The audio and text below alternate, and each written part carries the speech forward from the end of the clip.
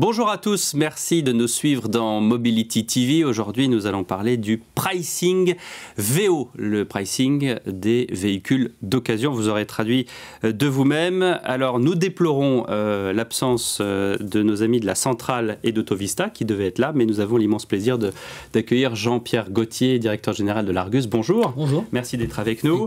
Et Berislav Kovačević de Solutions VO, fondateur de cette même boîte, de cette même entreprise. Berislav, peut-être d'abord un petit mot. Qu'est-ce que c'est que le pricing, ce mot, ce barbarisme anglais, cet anglicisme barbare? Alors on est victime de barbarisme anglais un peu partout évidemment, et donc le véhicule d'occasion n'y échappe pas. Le pricing en fait c'est l'interrogation qu'ont les dirigeants, constructeurs, loueurs, distributeurs, de se dire constamment quand ils ont une voiture d'occasion qui n'a pas de prix catalogue comme les voitures neuves des constructeurs, est-ce que ma voiture est vendue au bon prix pour qu'elle soit vendue avec une bonne marge et évidemment avec une bonne vitesse. Alors cette approche de pricing est assez récente parce que pendant longtemps, grâce notamment aux équipes de Jean-Pierre, on ne se posait pas trop la question. On avait qu'un Argus. On n'avait qu'un outil. Combien votre voiture cote à l'Argus? Et cet outil, cette maison fonde ses 90 ans aujourd'hui, donc cette année, donc clairement, c'est vraiment une institution. Je l'ai même moins pratiqué avant d'être consultant il y a 18 ans. J'étais dans le réseau de filiales Renault et on avait cet outil-là tous les mois pour mettre à jour nos prix. Et donc cette valeur de cotation à Argus, c'est vraiment la référence clé du marché français depuis toujours. Est arrivé le digital dans tous les secteurs, et ce digital amène aussi dans d'autres domaines. On le voit avec les pure players. Amazon, à Noël dernier, a été champion du pricing dynamique sur ses produits, ses millions de références face à la Fnac, Cdiscount et autres. Donc ça ne touche pas que l'automobile et le véhicule d'occasion. C'est vraiment dans tous les domaines. J'ai aussi des amis traders qui, eux aussi, parlent de pricing sans arrêt pour savoir à quelle vitesse ils vont pouvoir investir des millions d'euros sur des valeurs pétrole, blé, haricots verts, etc. Mais ça, le pricing chez les traders, je crois que c'est plus ancien. Jean-Pierre Gauthier, qu'est-ce que ça change pour vous qui étiez, vous aviez, j'allais dire, le monopole du prix de la voiture? Oui, on était la référence pendant toutes ces années, et donc c'est vrai que l'arrivée à la fois de l'informatique à partir de 82-3, donc Minitel typiquement, nous on a eu pendant pratiquement 30 ans un service Minitel qui permettait de donner la cote de l'Argus, et puis plus récemment, enfin ça fait 20 ans maintenant, en 1997, on ouvre nous notre site qui s'appelle l'argus.fr, et sur lequel on peut donner effectivement à la fois des cotes plus précises que celles d'avant, pour des raisons assez simples, c'est que grâce à l'informatique ou à Internet, on peut faire des calculs plus sophistiqués ou que le lecteur n'a pas besoin de faire. Si quand vous avez un journal, on vous donne une cote, puis après il faut faire des ajustements, on enlève ci, on rajoute ça. Bon, avec l'informatique, on n'a plus besoin, c'est la machine qui va le faire pour vous. Et Internet, ça apporte aussi des choses, ça apporte des données nouvelles, et donc ces données nouvelles que nous utilisons aussi à l'Argus, elles permettent d'être un peu plus innovants, je dirais, en matière de pricing, pas nécessairement en matière de référence, et moi j'aimerais bien parler de ça. Je pense que la cote Argus reste et restera une valeur de référence, une espèce de filet de sécurité quand même qui permet de faire en sorte qu'il n'y ait pas de bulle qui se crée, par exemple, sur le pricing des VO. Rappelons quand même un véhicule d'occasion, ça va finir par valoir zéro quand même.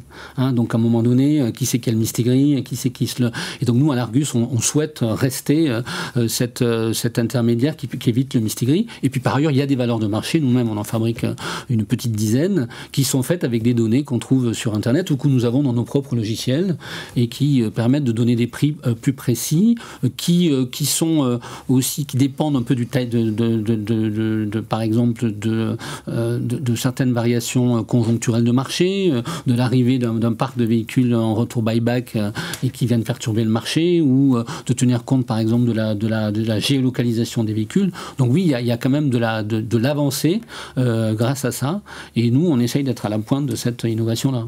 Berislav. Très clairement, Jean-Pierre a été très exhaustif.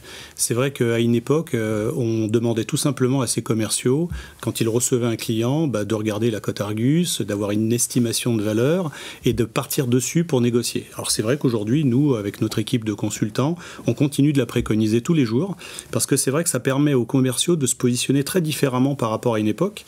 On peut dire à un client, à une époque, je ne vous parlais que de cotes de négociation, d'achat. Et aujourd'hui, on va aussi parler des deux. C'est-à-dire que, et l'Argus d'ailleurs a fait son coming out il y a déjà quelques années comme tous les autres, on va aussi parler des valeurs de marché. Pourquoi ? Parce que n'importe qui peut regarder les valeurs de marché. Alors que quand, il y a quelques années, j'ai eu le plaisir de démarrer dans l'automobile, on était les seuls à détenir cette valeur. Les particuliers pouvaient acheter le journal de l'Argus, mais beaucoup, en fait, passaient par les professionnels pour avoir les valeurs. Aujourd'hui, c'est très différent. Les particuliers, en général, mettent déjà même leur véhicule en annonce avant même de demander une offre aux professionnels. Donc forcément, les commerciaux, les chefs de vente, sont obligés de regarder aussi à combien cette voiture se vend pour ensuite se dire à combien elle l'achète. Et là, c'est très intéressant. On peut utiliser divers logiciels de pricing, mais aussi la cote Argus, pour rebondir entre les deux et expliquer aux clients que la négociation va avoir lieu entre ces deux pôles. Donc vous êtes encore là, mais vous n'êtes plus tout seul. Enfin, il y a longtemps qu'on n'est plus tout seul. Il y a toujours, on dit la cote Argus. La centrale n'est pas là, mais c'est vrai qu'à un moment donné, la centrale... Ça fait 40 ans qu'elle fait une cote, cote de la centrale, elle l'a fait depuis toujours. Et d'ailleurs, elle a toujours été un petit peu plus avantageuse que vous. Moi, je me souviens, j'ai vendu des voitures, la centrale est toujours un petit peu plus... C'est vrai, j'aimerais le dire moi-même. En fait, quand même, dans l'automobile, et d'ailleurs dans beaucoup de marchés d'occasion, il y a des canaux de vente qui sont différents. Donc la cote Argus, c'est la cote de référence pour la reprise d'une voiture vendue à un professionnel dans le cas de l'achat d'une voiture neuve. La cote de la centrale, c'est une cote plutôt d'annonce, donc c'est plutôt une cote de prix entre particuliers. Et je pense que tout le monde peut comprendre que si je vends la voiture à un particulier, à mon voisin, à ma belle-sœur ou que sais-je, je vais la vendre un peu plus cher que si je la vends à un professionnel qui va d'abord vouloir faire une marge, c'est son métier, il va la réparer, il va la, etc. Même si les particuliers se sont toujours servis de votre cote Argus. Hein, mais tout à l'heure, Berislav disait qu'on a fait notre coming out comme les autres. On a fait notre coming out comme les autres, avant les autres et mieux que les autres quand même. C'est-à-dire qu'aujourd'hui, on est les seuls à côté de la cote Argus à proposer une valeur de marché de transaction qui est faite avec vraiment les valeurs que personne n'a ça quand même à part nous. C'est-à-dire que nous, on collecte quand même 75% des transactions automobiles dont on sait tout, le prix d'achat, le prix de vente, les frais de remise en état, et avec ça, on fait des valeurs de marché qui sont conséquentes et que nos clients apprécient. Après, je voudrais dire quelque chose de très important là-dessus. Moi, je fais la différence entre les coteurs et les pricers. C'est-à-dire le coteur, c'est celui qui donne un prix de référence, mais qui ne fait pas le prix in fine de la voiture.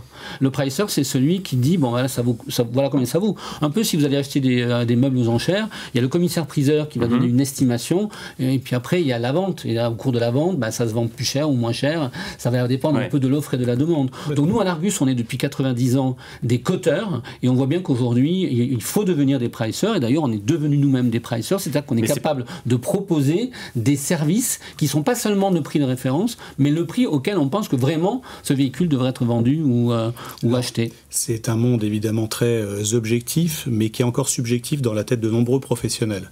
Parce qu'au-delà de la négociation ou à l'achat des voitures, les professionnels se posent aussi la question de faire tourner leur stock très très vite, et donc constamment d'être au bon prix. Et le prix est très variable.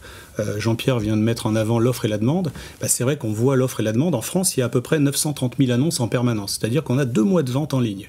Alors 2 mois de vente, déjà, les professionnels comprennent que une bonne rotation, ça pourrait ressembler à celle du marché qui est de 60 jours.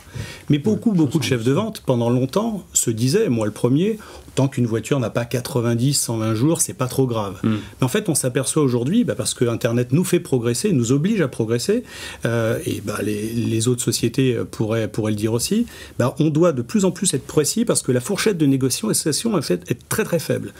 Les clients pensent qu'on a des marges brutes très élevées dans l'automobile. D'ailleurs, il y a même des clients, malheureusement, parce qu'en France, l'argent est tabou, qui pensent que le professionnel gagne le chiffre d'affaires, c'est-à-dire le prix de vente.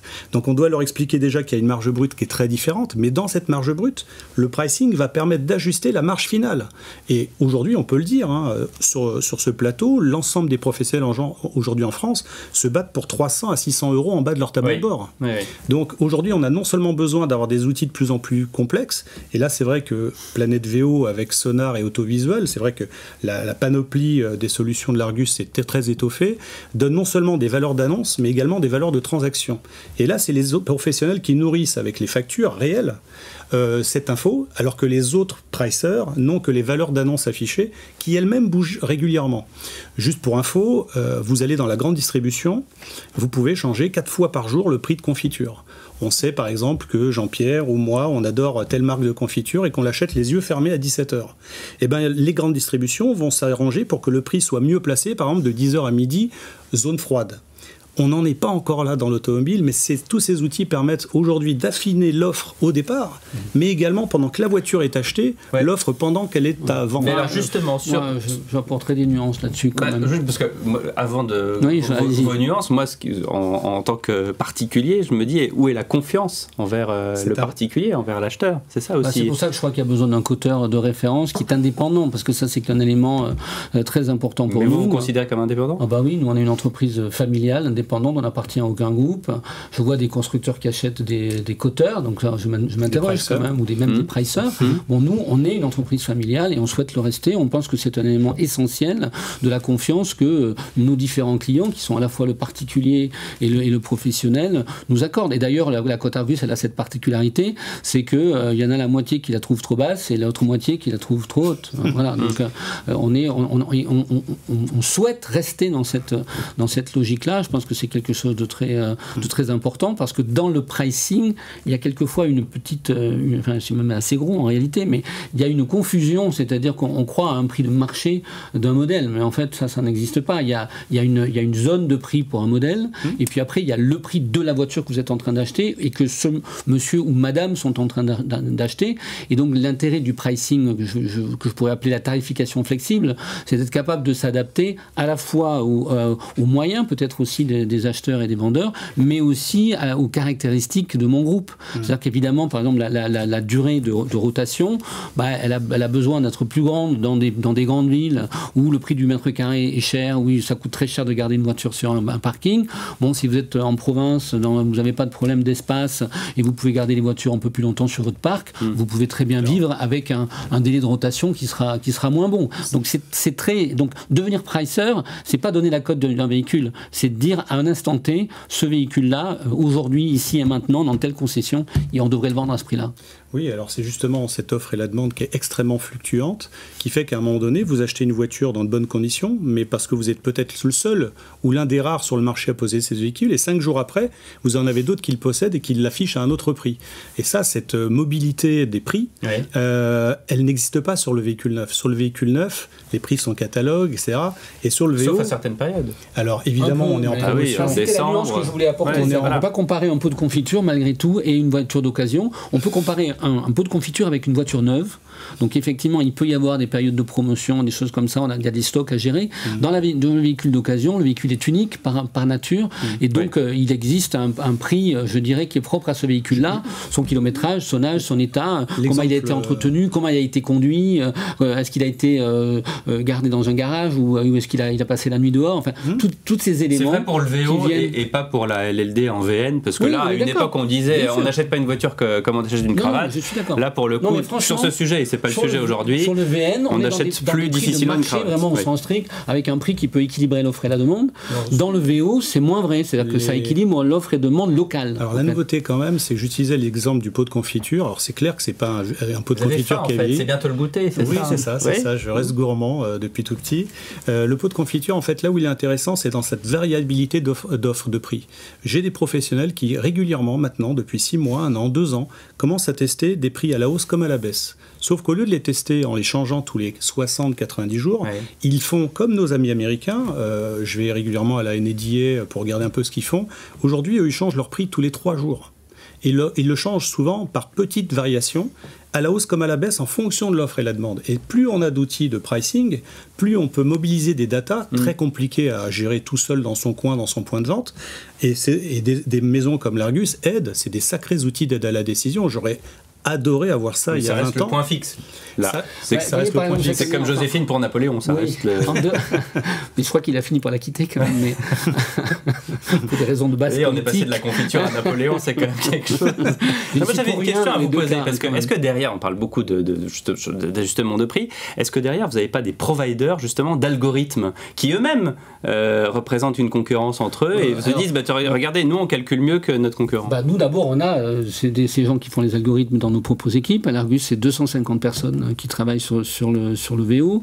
Et donc, depuis 2005-2006, on s'est doté avec, je dirais, la nécessité de le faire et avec le plaisir aussi de le faire, d'équipes qui ne sont pas les mêmes que celles que nous avions avant. On a toujours des experts codeurs, mais on a aussi aujourd'hui des statisticiens, des jeunes gens et des jeunes filles qui ont fait des écoles qui vont bien et qui nous aident à faire du big data et qui fabriquent nos algorithmes. Oui, chaque semaine, on fabrique à peu près 800 algorithmes différents de modélisation des prix de voitures et qui permettent de mettre à jour nos prix de marché en permanence. Donc, alors bien sûr, en face de nous, il y a aussi des entreprises qui font ça, mais je dirais après, au fond, ce qui est compliqué là-dedans, c'est pas l'algorithme, c'est la donnée. Or, nous, on a des données, hein, et donc tout le monde ne les a pas, ces données. Jean-Pierre Gauthier, dernière question, est-ce que vous n'avez pas peur un jour de disparaître ? On a toujours peur de disparaître. Je dirais que les entreprises sont mortelles, là, et donc les entreprises qui ont plus de 90 ans, il n'y en a pas tant que ça. Donc et les hommes non plus en l'occurrence, mais donc ça peut bien sûr arriver. Je dirais que c'est un peu la différence entre une start-up et une vieille boîte comme la nôtre. La start-up, c'est une boîte qui peut réussir mais qui va probablement échouer, et une entreprise comme la nôtre, c'est une boîte qui a déjà réussi et qui peut encore échouer. Sympa pour les start-upers. Merci beaucoup Berislav Kovačević d'avoir été avec nous et Jean-Pierre Gauthier, directeur général de l'Argus. Merci à tous.